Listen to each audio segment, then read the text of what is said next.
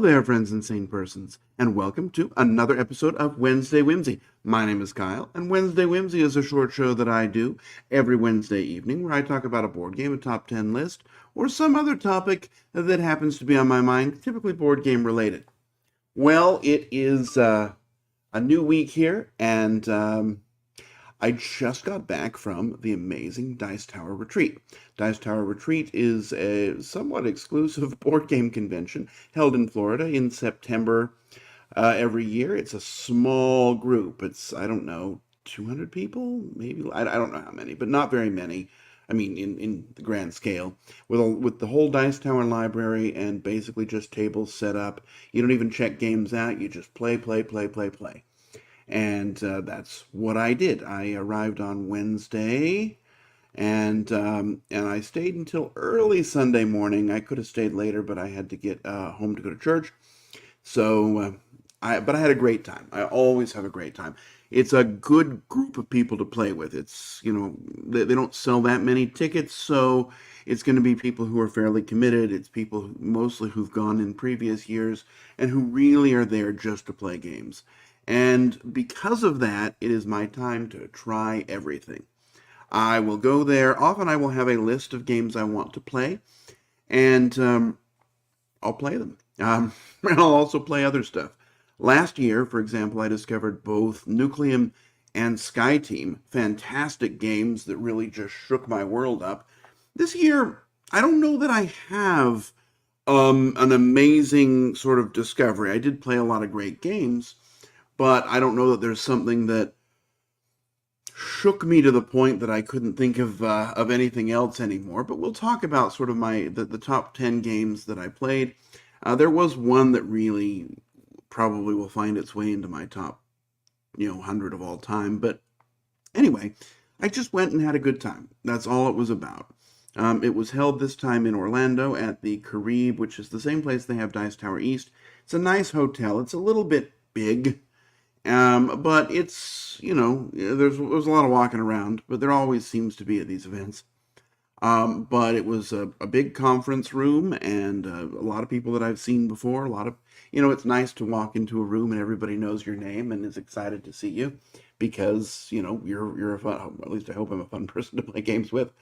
But I saw people I'd met last year, saw people I've seen on the cruise, saw and met some new people as well. And I had a great time. So I figured what I would do is talk about the top 10 games that I played. Now, I did go there wanting to try a few things. I wanted to try Rock Hard, 1977. I did not end up getting it played, and that is because that game was constantly being used. I mean, I would have had to sort of hover over someone's table to grab it when it went back into the box in order to get it.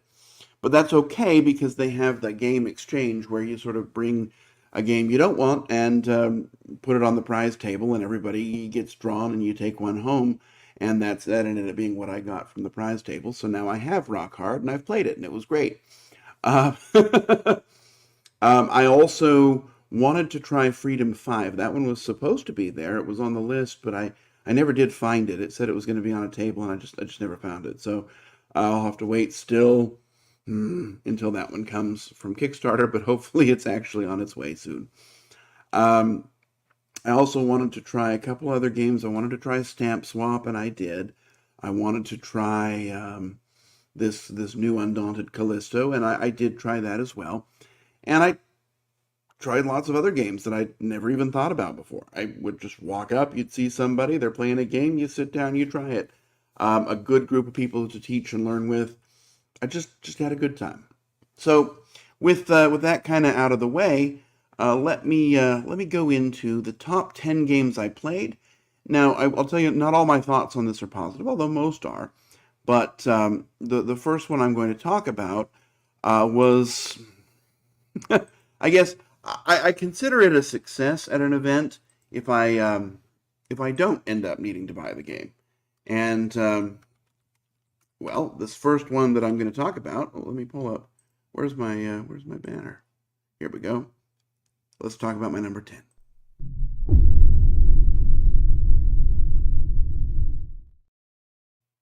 My number 10 is a new game. I actually mentioned it just a moment ago, and it is one that I would have bought at Gen Con if it had been in stock. It was just never around. This is one of my favorite games, and it's the new version, and that is Undaunted 2200 Callisto.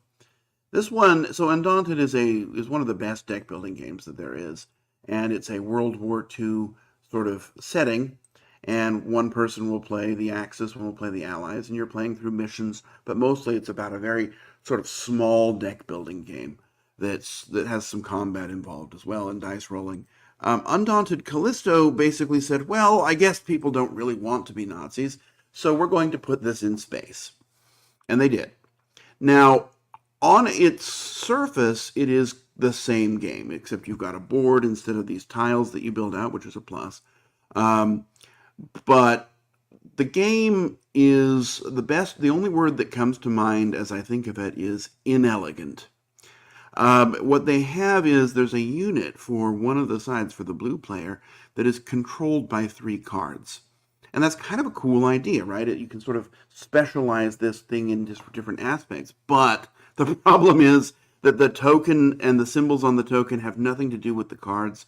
And since you have 2 of them, I was constantly trying to figure out trying to remember which one moved which one. And the only way to do it was by putting them in a certain line. And one was a 1 and one was a 2. But again, those symbols weren't on the card. It was like, the Y controls the V, the Y controls the A, and the Z controls the V. It was really needlessly confusing to the point that it got in the way of gameplay. So this one ended up being kind of a dud for me, which was surprising because I love Undaunted and I love what it was trying to do. It was not explained well in the rules though, and just the way that it came out, it felt like it was only play tested by people who loved the game. So this one, fortunately, I won't have to be buying because it kind of sucked.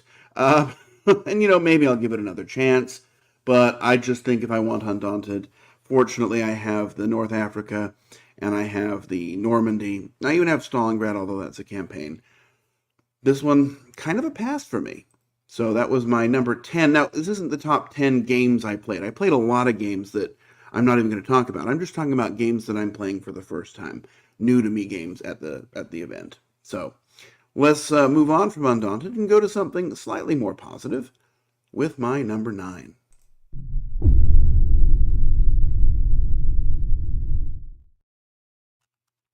So my number 9 was all on the hotness, right? It's the new Stonemaier game, and it just went on sale today, actually.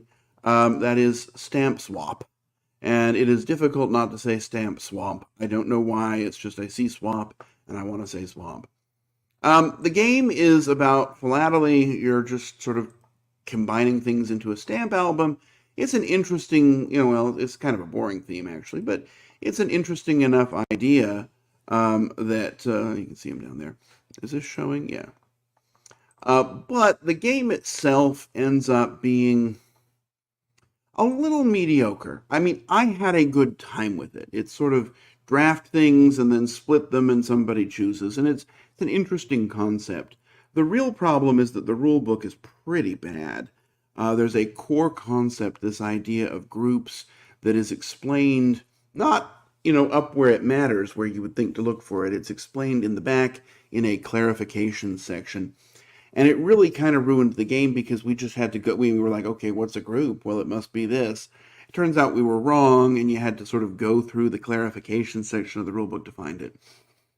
I'll give the game another chance. I had a good time with it, but I like the way the stamps are done. I do wish that it was sort of visibly obvious which grouping they came to. I wish they had like a symbol rather than sort of guessing, okay, a submarine is transport, but a spaceship is not. So I wish it were a little cleaner, but it was an okay game. Probably a 6 out of 10. It might go up to a 7 if I play it some more. But I was glad to try it, and I think some people will enjoy it quite a lot. That's my number 9, Stamp Swap. Let's go on to number 8.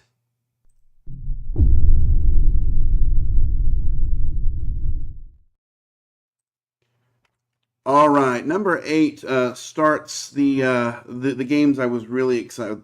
I really enjoyed, I guess I should say. This one, so Restoration Games is a sponsor of the event, so they usually have some of their newer games out and ready to play. And one of those was, of course, the expansion for Thunder Road, Carnival of Chaos. So this is a new way to play Thunder Road. Basically, instead of a race, you've got this arena, and you're going to be driving your cars around it, and ultimately trying to get points rather because the old Thunder Road you were trying to sort of destroy one person and then make it to the finish line first. In this one, you're trying to get as many points as possible in 6 rounds. Whoever has the most points wins. It's the same game. It's a lot of fun. You've got super weapons you can kind of develop. You've got new ways to sort of interact with other players. You've got these party favors, which are special bonus tokens. You don't have the surprise of those road hazards, though, which is kind of sad.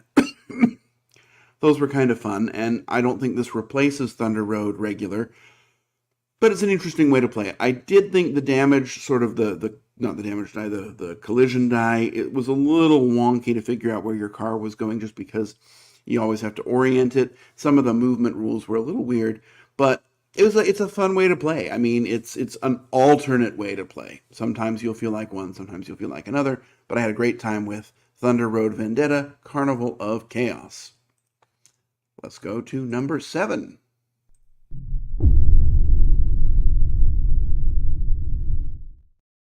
So, number 7 was a game I wasn't expecting to be there. It was announced recently and I'm assuming it's coming out at Essen. But this is the very brand new, King of Tokyo Duel. King of Tokyo Duel is, as the name suggests, a 2-player version of King of Tokyo. King of Tokyo, as a 2-player only game, is kind of bland. So this one really allows you to sort of have the full King of Tokyo experience with only 2 players. Ultimately, what you're doing is you have, I can't find a picture, but you have these tracks, and you're trying to get these tokens, you're trying to pull them toward you to be in certain areas. There's spotlight areas, and then there's a victory spot at the end of the track.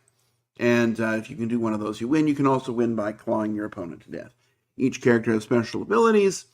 It's fun, it's light, it's fast, it's a dice rolling game with cards and special abilities, so it's going to be kind of a sloppy luck fest, but it was a great time. I had a good time with it. If I have 2 players and really want to play King of Tokyo, this is the way I would go. Let's go to number 6.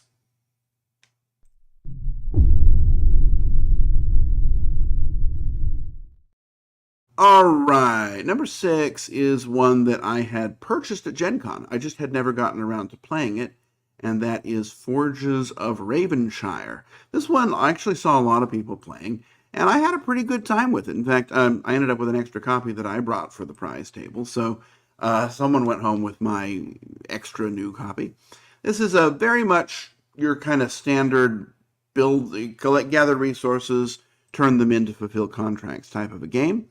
However, it sort of has its own twists about it. The sort of core mechanism is you're going to have 3 dice. You're going to roll them. You're going to place 1 die, activate it, then take a different die, activate it, and then put it on these guild boards and activate your guild going down. So you can build yourself quite a nice little engine. It's a short little game, 4 rounds. Lots of the play happens simultaneous. There's some sort of sloppiness when a lot of resources come in trying to keep track of things, but on the whole, it's a good game. It stands out in an area that's kind of crowded, and it looks good too. So my number 6, new to me game, Forges of Ravenshire. Let's go to number 5.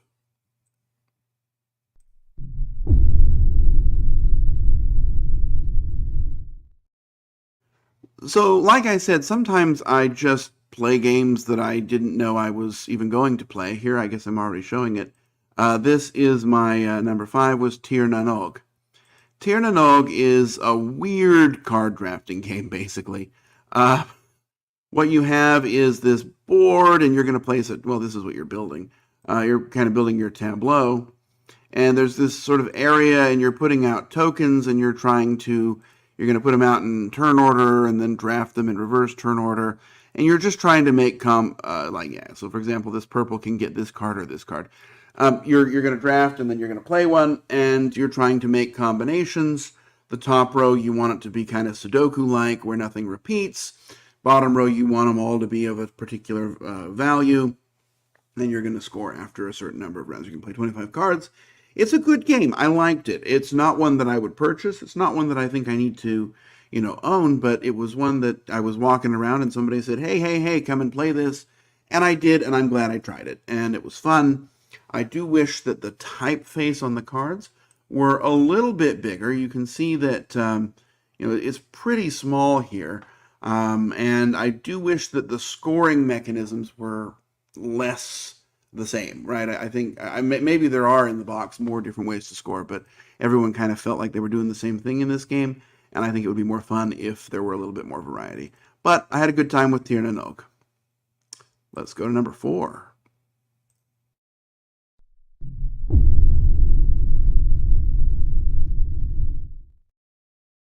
All right, moving on to biblical-themed games, and I jest a little bit, but no, I mean, this is the name comes from the Bible.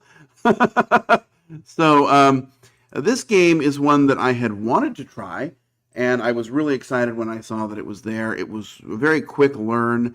It's the same type of game as Primal, one of my favorite games, and a game that I played twice there and taught to people, which was great.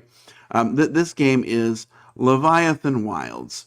So in this game, you are a team of climbers, and you're climbing up these giant beasties, and you're ultimately trying to destroy these dice that are on them. If you succeed, you win. If they kill you, well, you don't win. And the beast is going to get stronger and stronger as the game goes by. Hopefully you are able to keep up with it, making good progress, and you're also learning how the beast behaves. It's a great little boss battle type of a game.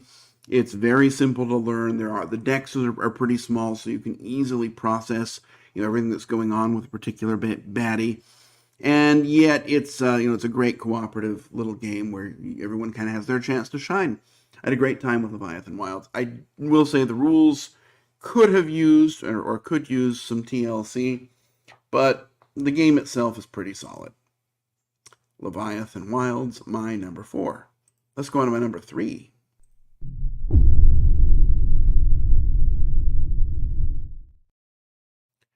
So my number 3 has been described as an Azul-like game, and honestly, I can see that.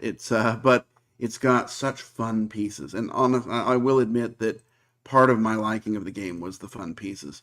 And this is Intarsia. Basically, you're putting a floor in, but the fun part about the game is these nice sort of interlocking wooden pieces. They fit together like an old wooden puzzle, like kind of had when I was a kid. And like Cafe de Fleur, well, maybe that's what it is. I don't know. But what you're doing is each turn you're going to be playing cards and purchasing a wooden piece that you'll put out. And as you go sort of inward, oddly enough, you need more and more cards, but it's also going to be worth more and more points. You're then competing for these to complete these tools, which are these goals. And if you're able to complete the tools of a certain set, you're going to get lots and lots of points. Of course, none of them work together in terms of what you're going for, so it's going to force you to sort of balance what you're trying to do. The game is good. There's almost no luck in it. In fact, I think there is none other than sort of your starting hand. It's very, much within your control, but it looks great on the table. The pieces are a lot of fun to play with. And it's a good strategy game that I can see a lot of people really liking. I'm glad I got to try Intarsia. All right, 2 left. Let's go.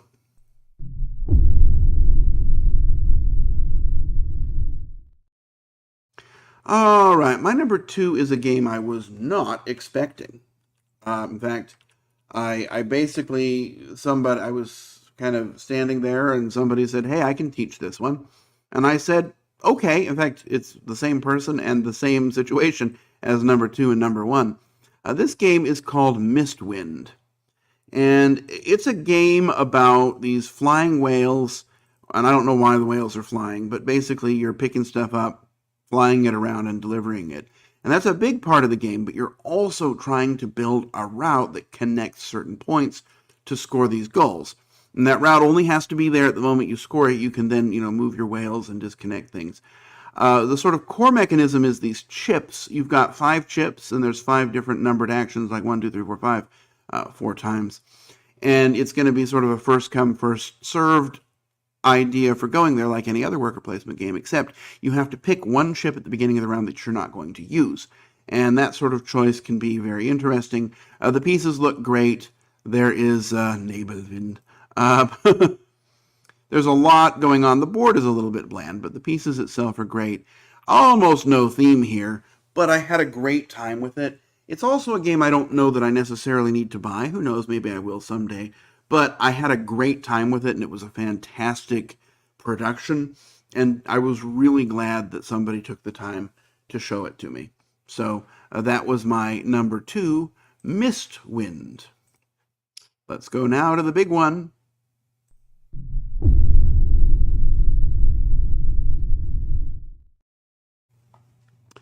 All right, the big one is just a new to me game. It's not a new game, but if you can see on the table there behind me, come on, why is this so hard? Right there, it's sitting there. I have had it since it came from the first Kickstarter. It's just I had opened it up, the rules were kind of daunting, and I never got around to playing it, but I've always wanted to. And somebody said, hey, you want to play this? And I said, sure, if you'll teach me, I will gladly learn that game. And this game is The Great Wall. The Great Wall is fantastic. I mean, I could see this showing up in my top 100 games of all time. Basically, it's a semi-cooperative or cooperative, your choice, but we played it the semi-co-op, which is, I think, the ideal way. Really not semi-co-op, right? You're not trying... Okay, it's not semi-co-op, but you are working together to build these walls. But you're wanting to build them in a way that benefits you. And ultimately, there are these invaders that are coming from one side, and you're building up the Great Wall, presumably of China, to build them, or to defeat them, to keep them back, and then you're putting soldiers out to fight them off. And you're trying to sort of have the most on these different cards when they eventually die. You're also trying to score points from a variety of ways. You get points from building, you get points from fighting, you get points from doing lots of different things, donating resources. And ultimately, what everyone has and what sort of the selling point of the game is, I mean, this is like, what's the other game? Marco Polo level. You've got a special ability that's just absolutely over the top amazing.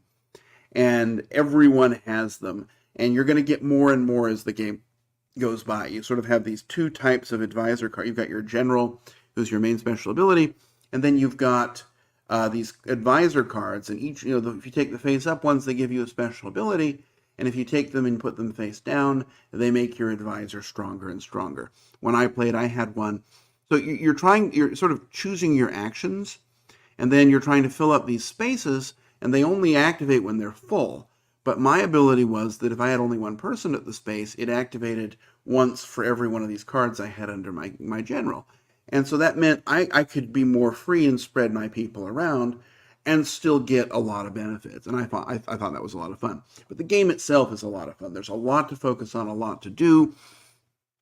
It is kind of a sloppy game, right? It won't feel tight. It's going to feel like, there's always all this stuff going on. The rules are complicated. They're not well organized. It's got minis. It's got a lot going on, a lot of processes and things to keep track of. But it was so much fun, and I haven't been able to stop thinking about it. I got my own copy out to sort of try the solo version to see how that works, and I'll be trying to impose it on people who come to visit for a little while, I'm sure. I just had such a great time with the Great Wall, and I was so glad that I got to try it. And the best thing is, since I already have it, there's no danger that I'll need to go out and buy it. Anyway, that's sort of my top games from the Dice Tower Retreat, and a summary of my experiences. On the whole, this is one of my 2 favorite gaming events of the year, this and the cruise, and I like them both sort of for their own reason. The Dice Tower Retreat, though, is so much fun, and it's such a good group of people. If you ever have a chance to go, I highly recommend it, and I look forward to going next year. I've already booked my tickets. So anyway, that's all I've got for you today. I hope you've had a good time hearing me talk about some games that I played and an event that I attended. And I'll be back again next week with some other topic. Who knows what? I guess we'll see when we get there. But until then, I'm going to wish you safe travels, courage when you need it, and I will see you back next week for another episode of Wednesday Whimsy. Bye-bye.